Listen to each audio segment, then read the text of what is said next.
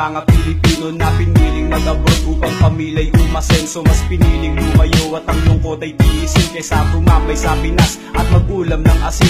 Dito sa ibang bansa marami kaming naranasan, gutong pagod, stress, normal na sa amin yan. Magtipid, magtipid, magtipid ng magtipid, palaging ulam may dilata o itlog na walang patid. Pagdating sa trabaho, bubulyawan ng amo, di pa tapos ang utos, may utos ng panibago.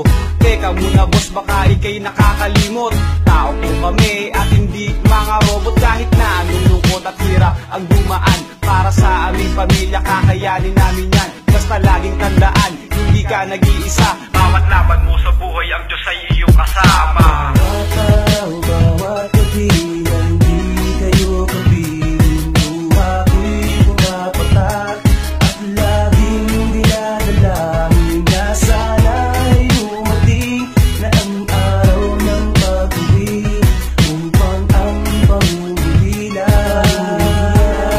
sa'yo'y Mga kababayan ko saan mang panig ng mundo, makinig kayong maigi, may itatanong ako, totoo ba ang sinasabi ng tropa kong si Bok? Basta OFW, meron niyang shota sa Facebook. Patay! Pare, bawi yung sinabi mo, mamaya marinig yung misis ko. Maniwala yun. Ay sorry Baka naman hindi, yung iba naglilibang lang, yung iba lumalandi. Pero meron talaga na kahit taken na pag-trip, yung kachat nagiging single siya.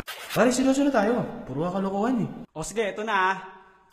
Buhay sa ibang bansa ay hindi mo masasabi kung anong kapalaran ng sa'yo ay mangyayari. Basta magdasal ka lang kay amang nasa taas, di ka niya pababayaan at ika'y ililigtas. Para sa aming pamilya na iniwan sa Pinas, kayo ang inspirasyon at nagsisilbing lakas. Basta tandaan nyo lang, nakakayanin namin to. Handa kaming magsakripisyo basta para sa inyo. bawat araw, bawat gabi na hindi kayo kapiling. Buha ko'y pumapatak at laging dinadalangin na sana'y dumating na ang araw ng pag-uwi upang ang pamumulila